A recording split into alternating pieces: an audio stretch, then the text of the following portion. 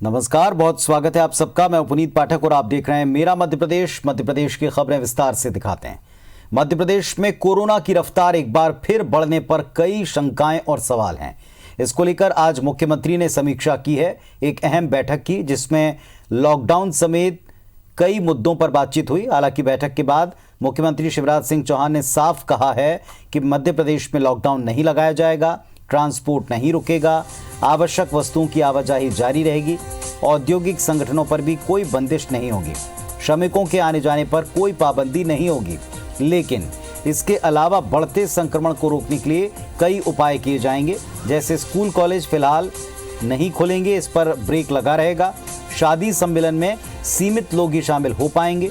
प्रदेश में मास्क की अनिवार्यता भी लागू की जाएगी और मास्क को लेकर पुलिस 30 दिन तक विशेष अभियान भी चलाएगी। मास्क न पहनने पर सख्ती से जुर्माना वसूली की कार्रवाई होगी। मिनी मुंबई कहे जाने वाले इंदौर में खाने के लिए मशहूर 56 दुकान की टाइमिंग में बदलाव हो गया है। 56 दुकान एसोसिएशन ने बाजार बंद करने का समय रात में 12 बजे के बजाय अब 9 बजे तक ही कर दिया है। तो आज समीक्षा की मुख्यमंत्री ने और यह बताया जा रहा था, माना जा रहा था कि जिन जिलों में या जिन बड़े शहरों में कोरोना संक्रमण तेजी से पैर पसार रहा है, वहां पर पाबंदियां बढ़ सकती हैं। लॉकडाउन को लेकर कयास लगने लगे थे, लेकिन मुख्यमंत्री ने समीक्षा के बाद स्पष्ट कर दिया कि लॉकडाउन नहीं लगेगा, सारी गतिविधियां जारी रहेंगी। मास्क को लेकर एक विशेष अभियान चलेगा।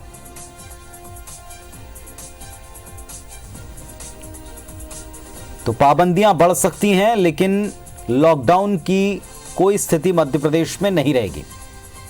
दिल्ली समेत पूरे देश में कोरोना संक्रमण के बढ़ते मामलों के बाद यह कयास लगने लगे थे कि क्या बाकी के प्रदेशों की तरह यहां भी कुछ पाबंदियां बढ़ सकती हैं, क्या यहां लॉकडाउन लग सकता है। कोरोना का एक बार फिर संक्रमण बढ़ता हुआ नजर आ रहा है। बीते हुए त्योहारों के बाद भीड़भाड़ के माहौल को देखते हुए यह आशंका पहले से जताई जा रही थी, सर्दी बढ़ रही है और इसको लेकर भी कयास लग रहे थे कि क्या कोरोना के केसेस बढ़ेंगे। तो कोरोना के बढ़ते मामलों पर आज समीक्षा की मुख्यमंत्री ने। तो क्या निर्देश हैं, नई गाइडलाइन ये भी देखें। सभी जिलों में क्राइसिस मैनेजमेंट ग्रुप की बैठक के निर्देश मुख्यमंत्री ने दिए हैं। मध्य प्रदेश में लॉकडाउन नहीं लगेगा। सबसे बड़ी राहत की बात यह कि लॉकडाउन नहीं होगा, ट्रांसपोर्ट नहीं रुकेगा, आवश्यक वस्तुओं की आवाजाही होती रहेगी, किसी भी औद्योगिक संगठन पर कोई बंदिश नहीं है, श्रमिकों के आने जाने पर रोक नहीं है। लेकिन मास्क लगाने की अनिवार्यता प्रदेश में लागू होगी। हमारे सहयोगी सुधीर दंडोतिया हमारे साथ में जुड़ रहे हैं, सीधे सुधीर का रुख करते हैं। सुधीर, और हमारे साथ में इंदौर से दीपक भी जुड़े हुए हैं। पहले सुधीर के पास चलते हैं। सुधीर, ये निर्देश बेसब्री से इनका इंतजार हो रहा था कि क्या लॉकडाउन लग रहा है, क्या गाइडलाइन होंगी, किस तरह की पाबंदियां बढ़ेंगी।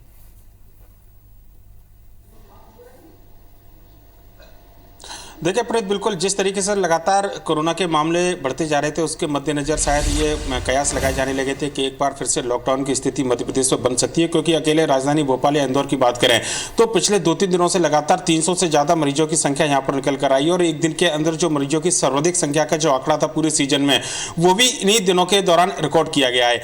आज भी अगर बात करें तो 378 केस जो है पॉजिटिव राजधानी भोपाल के अंदर पाए गए हैं। लिहाजा कहना होगा कि स्थिति राजधानी भोपाल के अंदर काफ़ी गंभीर बनी हुई है और इन्हीं स्थितियों के मद्देनजर आज मुख्यमंत्री शिवराज सिंह चौहान ने जो गंभीर जिले हैं जहां पर संख्या मरीजों की ज्यादा है, कोरोना पॉजिटिव मरीजों की संख्या में इजाफा हुआ है, उन जिलों के कलेक्टर, एसपी और कमिश्नर के साथ में चर्चा की। बैठक के दौरान मुख्यमंत्री ने यह साफ कहा है आर्थिक गतिविधियों पर किसी भी तरह की रोक नहीं लगाई जाएगी। लिहाजा लॉकडाउन की जो खबर चल रही थी, दूसरे फेज लॉकडाउन का मध्य प्रदेश के अंदर नहीं होगा, पर लेकिन बंदिशें जो राहत दी गई थी उनके मुकाबले थोड़ी बंदिशें ज्यादा रहेंगी। सख्ती अब प्रशासन और सरकार की ओर से ज्यादा की जाएगी। मास्क की अनिवार्यता जो है पूरे प्रदेश में लागू की जाएगी। अगर कोई व्यक्ति मास्क नहीं पहनता है तो जुर्माना सख्ती से वसूला जाए। इस बारे में निर्देश जो है मुख्यमंत्री शिवराज सिंह चौहान ने दिए। त्योहार और सम्मेलन में कुछ जो रियायत दी गई थी लोगों को इकट्ठा होने की, अब वो रियायत वापस ली गई है। शादी ब्याह या फिर दूसरे जो सम्मेलन है वहां पर सीमित संख्या में लोग जो है वो शामिल हो सकेंगे। इसके अलावा स्कूल और कॉलेज फिलहाल नहीं खोले जाएंगे। सिनेमाघर खोलने के जो आदेश सरकार की ओर से जारी किए गए थे उनमें 50% ही केवल बुकिंग ली जा सकेगी, ये भी सख्त निर्देश दिए गए हैं। साथ ही साथ ये भी स्पष्ट किया गया है कि मजदूरों के आने जाने पर और औद्योगिक इकाइयों के खोलने पर किसी तरह का पाबंद नहीं रहेगा, यानी कि जो आर्थिक गतिविधियां हैं वो सुचारू रूप से चलेंगी और परिवहन भी सुचारू रूप से जारी रखा जाएगा। हालांकि ये माना जा रहा है कि मुख्यमंत्री ने जब कलेक्टरों से बात की है तो क्राइसिस मैनेजमेंट जो बनाए गए थे हर जिले में, जिसमें अलग अलग वर्ग के लोगों को शामिल किया गया था, डॉक्टर और सरकारी कर्मचारियों के अलावा जो विशेषज्ञ थे और व्यापारी थे, उनको इस पूरे क्राइसिस मैनेजमेंट की समिति में शामिल किया गया था। उनकी बैठक बुलाने के निर्देश दिए गए हैं। जिले के अंदर कलेक्टर क्राइसिस मैनेजमेंट की बैठक बुलाकर निर्णय ले सकेंगे। मध्य प्रदेश के अंदर कई जिलों में यह कहा जा रहा है कि शायद रात्रिकालीन कर्फ्यू जो है, लॉकडाउन भले ना लगे पर लेकिन रात्रिकालीन कर्फ्यू को लेकर मुख्यमंत्री ने यह मंजूरी दी है, पर लेकिन यह निर्णय क्राइसिस मैनेजमेंट की बैठक में लिया जाएगा। और वहां पर केसों की संख्या ज्यादा है, खासकर भोपाल, इंदौर जैसे अगर महानगर की बात करें, अगर स्थितियां यहां पर बनती है, जैसा कि स्वेच्छा से 56 दुकान की खबर आप बता रहे थे, अगर व्यापारी अपनी स्वेच्छा से कोई निर्णय लेते हैं तो ठीक है, नहीं तो प्रशासन के स्तर पर क्राइसिस मैनेजमेंट की बैठक के बाद में कलेक्टरों के द्वारा स्थानीय स्तर पर निर्देशित किया जाएगा। पर लेकिन लॉकडाउन मध्य प्रदेश के अंदर नहीं लगेगा, सख्ती पहले से ज्यादा होगी, ये साफ निर्देश मुख्यमंत्री की ओर से दिए गए हैं। चलिए इंदौर चलते हैं, वहां 56 दुकान एसोसिएशन ने पहले कुछ निर्णय लिया था। दीपक से अपडेट लेते हैं। जी दीपक, बताएं, इंदौर में हमेशा कोरोना को लेकर चिंताजनक स्थितियां रही हैं, लेकिन कुछ कदम भी उठते रहे, अपडेट दें। बिल्कुल पुनीत, चूंकि कोरोना मरीजों की संख्या में लगातार इजाफा हो रहा है, आज भी 313 सर्वाधिक कोरोना पेशेंट निकलकर सामने आए हैं। उसके बाद चिंता की लकीरें सब दूर थी। हालांकि लॉकडाउन नहीं लगेगा, इस बात को मुख्यमंत्री ने भी स्पष्ट कर दिया है, लेकिन फिर भी जो व्यापारी संगठन है वो स्वस्फूर्त लेकर अपने कुछ अलग अलग निर्णय ले रहे हैं। क्योंकि खासतौर पर हम बात करें तो इंदौर खाने पीने के लिए ज़्यादा मशहूर है और यहाँ के जो बाशिंदे हैं वो भी खाने पीने के ज़्यादा शौकीन है, और इसी वजह से जगह जगह चाट चौपाटी जो अन्य दुकानें वहाँ पर भीड़ इकट्ठा हो रही है और उसकी वजह से कोरोना संक्रमण तेज़ी से फैल रहा है। इसी वजह से 56 दुकान जैसे एसोसिएशन है, इन्होंने पूर्व में भी इस तरह के कदम उठाए थे कि जो कोरोना से बचने के लिए उन्होंने कई तरह के कदम उठाए थे। टेक टू होम की बात कही गई थी। इसके अलावा शनिवार और रविवार को भी उन्होंने अपनी तरफ से स्वेच्छा से लॉकडाउन किया था, लेकिन अब भी 56 दुकान एसोसिएशन ने इस तरह का कदम उठाया। लेकिन दूसरी बात ये भी है कि जो आर्थिक गतिविधियां चलानी है उसको लेकर लॉकडाउन जैसा तो कोई कदम नहीं उठाया जाएगा, लेकिन क्राइसिस मैनेजमेंट की जो टीम गठित हुई है पूर्व में, उसे जरूर एक्टिव रखा जाएगा और समय समय पर कोई अमूलचूक परिवर्तन करने हैं, कोई निर्णय लेने हैं तो क्राइसिस मैनेजमेंट की बैठक में लिए जाएंगे। लेकिन फिर भी स्थितियों को सुधारने के लिए और व्यवस्थाओं को करने के लिए लगातार मॉनिटरिंग की जा रही है। जिला प्रशासन के अधिकारियों के द्वारा और नगर निगम के द्वारा भी जो पूर्व की व्यवस्थाएं थी, खास तौर पे जो प्राइवेट हॉस्पिटल्स है वहाँ पर बेड की संख्या उचित मात्रा में रहे। इसके अलावा जो आईसीयूज़ हैं उसको लेकर भी संख्या बराबर बनी रहे। हालांकि फिलहाल अभी वैसी भयावह स्थिति नहीं आई है, लेकिन जिस तरीके से कोरोना संक्रमण तेजी से बढ़ रहा है, जो मरीजों की संख्या निकलकर सामने आ रही है, वो बताती है कि आने वाले दिनों में स्थिति और भी डरावनी हो सकती है। लेकिन फिर भी व्यवस्थाएं की जा रही है, लॉकडाउन नहीं लगेगा, लेकिन क्राइसिस मैनेजमेंट आने वाले दिनों में कुछ अमूलचूक परिवर्तन या कुछ छोटे मोटे निर्णय जरूर ले सकता है। चलिए, तो अपनी तरफ से जो व्यापारी ये कदम उठा रहे हैं उनकी सजगता ये भी काम आएगी और लोगों को भी सतर्क रहने के लिए कहा जा रहा है। लॉकडाउन नहीं होगा, ये बड़ा निर्णय है, लेकिन सख्तियां बढ़ेंगी और अपने ऊपर भी नियंत्रण बढ़ाना पड़ेगा, नियमों का पालन करना पड़ेगा। बहुत शुक्रिया आप दोनों का इस पूरे अपडेट के लिए। जम्मू कश्मीर में बने गुपकार गैंग का मुद्दा अब मध्य प्रदेश तक आ पहुंचा और उसको लेकर मुख्यमंत्री ने राहुल गांधी और सोनिया गांधी पर हमला बोला है। उन्होंने कहा कि गुपकार डिक्लेरेशन को अमली जामा पहनाने के लिए 8 दलों ने हाथ मिलाए, जिसमें फारूक अब्दुल्ला की अध्यक्षता वाली नेशनल कॉन्फ्रेंस, महबूब मुफ्ती की अगुवाई वाली पीडीपी, सज्जाद गनी लोन की People's Conference, Awami National Conference, Jammu Kashmir People's Movement, Makpa और कांग्रेस शामिल हैं। शिवराज ने राहुल गांधी से सवाल पूछा, क्या 8 दलों के साथ बनाए गए गुपकार गैंग का वो हिस्सा है? आरोप लगाया कि ये ग्रुप एंटी नेशनल अलायंस है। फारूक अब्दुल्ला ने 11 अक्टूबर को एक टीवी चैनल पर कहा था कि हम चीन की मदद से धारा 370 की वापसी कराएंगे। ये गुपकार संगठन नहीं, गुप्तचर संगठन है।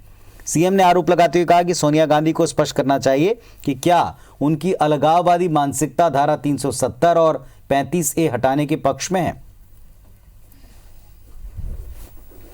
बटाला हाउस एनकाउंटर के बाद क्यों श्रीमती सोनिया गांधी रात भर आंसू बहाती रही? क्यों दिग्विजय सिंह आतंकवादियों के साथ खड़े हुए?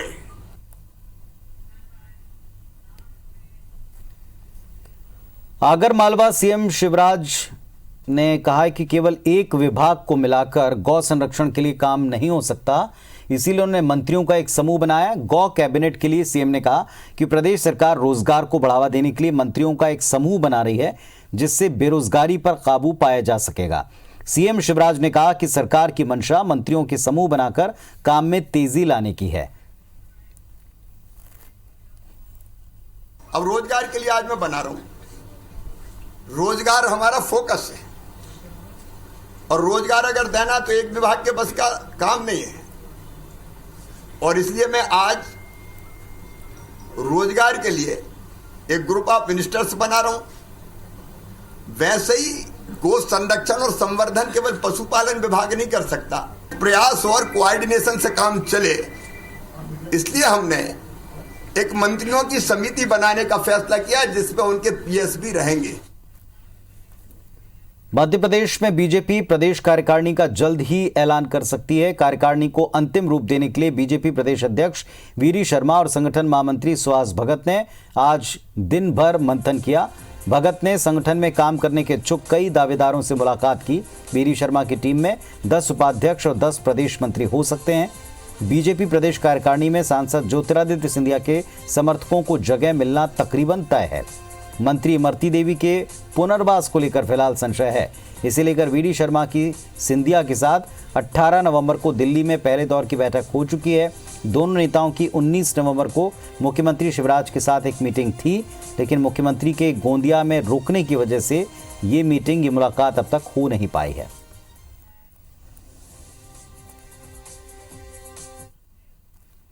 मध्य प्रदेश बीजेपी प्रदेश अध्यक्ष के रूप में पूर्व कालिक संघ के प्रचारक वीरी शर्मा की नियुक्ति के बाद अब बीजेपी संगठन में संघ की झलक को लाना चाहती है। बीजेपी संगठन अब संघ की तर्ज पर काम करता दिखेगा। इसके लिए बीजेपी राष्ट्रीय स्वयंसेवक संघ की तर्ज पर अपने नए कार्यकर्ताओं को प्रशिक्षण देकर तैयार करेगी, पार्टी के लिए समर्पित रहने की सीख देगी। बीजेपी संगठन में इस बार बड़ा बदलाव देखने को मिल सकता है। करीब 4000 युवाओं को प्रशिक्षण देने की तैयारी है। प्रशिक्षण के लिए मास्टर ट्रेनर बनाए गए हैं, जिन्हें प्रदेश कार्यालय में प्रशिक्षण दिया जा चुका है। इसमें संघ की पृष्ठभूमि से आए बीजेपी के बड़े नेता प्रशिक्षण लेकर 25 नवंबर से मंडल स्तर पर प्रशिक्षण देंगे। बीजेपी संगठन में ये बदलाव संघ की कार्य पद्धति के आधार पर लिया जा रहा है। इसे लेकर कांग्रेस सवाल उठा रही है। देखिए, भारतीय जनता पार्टी में सदैव प्रयास रहता है कि कार्यकर्ता जो होता है वो हरफन मौला भी होना चाहिए, लेकिन इसके अलावा हर कार्य पद्धति में भी उसकी हस्तता होना चाहिए। इसमें जो प्रशिक्षणार्थी आते हैं और जो प्रशिक्षण देने जाते हैं उनके बीच में कहीं ना कहीं एक ऐसा तालमेल बनता है कि ऐसे कई लोगों का सिलेक्शन उसमें हो जाता है जो बाद में आपको बड़े पटल पर दिखाई देते हैं। संघ के माध्यम से ही भारतीय जनता पार्टी काम करती है।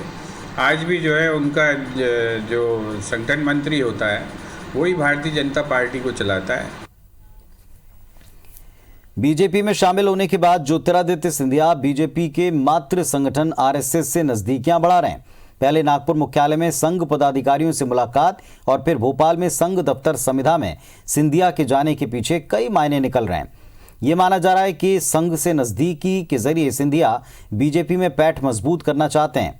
उपचुनाव से ठीक पहले इस्तीफा देने वाले तुलसी सिलावट और गोविंद सिंह राजपूत का शपथ ग्रहण चुनाव जीतने के बाद ही नहीं हुआ है। सिंधिया के जो 3 मंत्री चुनाव हार गए, उनके भी निगम मंडल में एडजस्टमेंट को लेकर अटकलें जारी हैं। ऐसे में कयास है कि सिंधिया बीजेपी के साथ संघ के स्तर पर भी अपने चहेतों को एडजस्ट करने के लिए जोर लगा रहे हैं। संघ के जरिए बीजेपी नेताओं पर दबाव भी बनाना इसके पीछे मकसद बताया जा रहा है। सिंधिया जी के अंदर जो बीज है राष्ट्रवाद का, वो हमेशा प्रस्फुटित होता रहा है। जब वे कांग्रेस में थे तब भी, चाहे 370 का विषय हो, चाहे 3 तलाक का विषय हो, चाहे राम जन्मभूमि का विषय हो, हर विषय पर उन्होंने राष्ट्रवादी पक्ष को ही सराहा, उसी का समर्थन किया। उन्होंने कांग्रेस पार्टी के साथ धोखा किया और लोगों को ले आकर सरकार गिरा दी। अब आप पहुंच गए, लेकिन संघ के कार्यालय में नागपुर भी होके आए हैं, भोपाल में भी संविदा कार्यालय में गए हैं। लेकिन मुझे लगता है कि बहुत जल्दी वो किसी भी दिन आपको किसी शाखा में हाफ पैंट और काली टोपी पहने हुए दिखेंगे, तब माना जाएगा कि संघ में शामिल हो गए।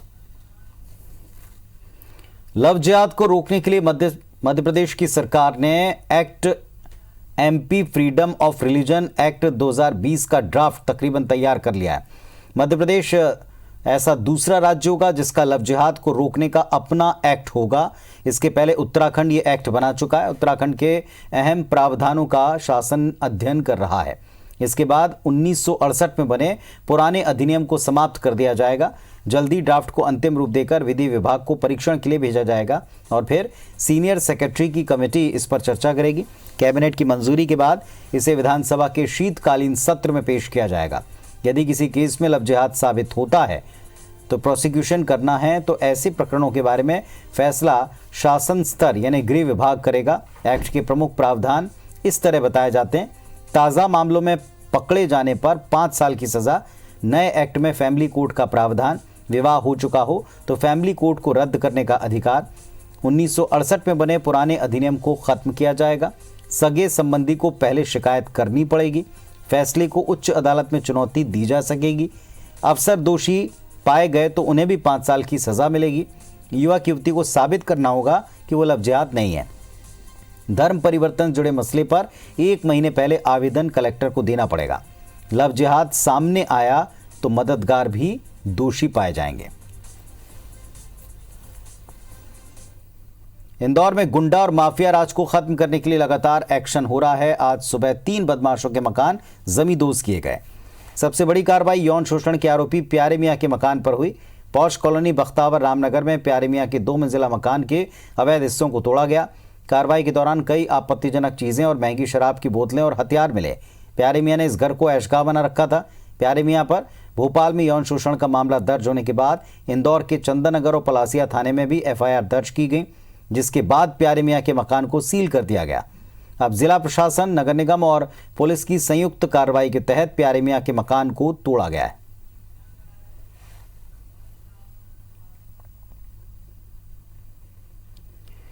और चलिए बात करते हैं नर्क में नौनिहाल की। मध्य प्रदेश के अस्पताल में बच्चों के साथ बुरा बर्ताव होता है और ऐसी एक नहीं कई तस्वीरें एक साथ सामने आने पर प्रदेश के सामने एक बड़ा सवाल है कि अस्पतालों में नौनिहालों के साथ ही क्या हो रहा है। 3 तस्वीरें देखें। जबलपुर की पहली तस्वीर, रानी दुर्गावती लेडी अस्पताल में, जो कि शासकीय अस्पताल है, 2 नवजातों पर बिल्ली ने हमला कर दिया जिसमें बुरी तरह घायल हो गए।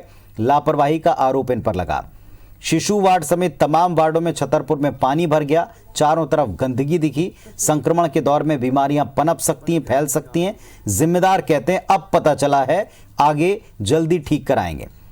तीसरी तरफ एक बच्चा नवजात जो है चोरी चला गया, बच्चा मिल गया। जिस महिला ने चोरी किया था उसी ने पुलिस थाने के सामने छोड़ा, लेकिन उस महिला का, आरोपी का, और अगर इसमें किसी की लापरवाही है तो उस पर ना तो कुछ उसका पता चला ना कार्रवाई हुई।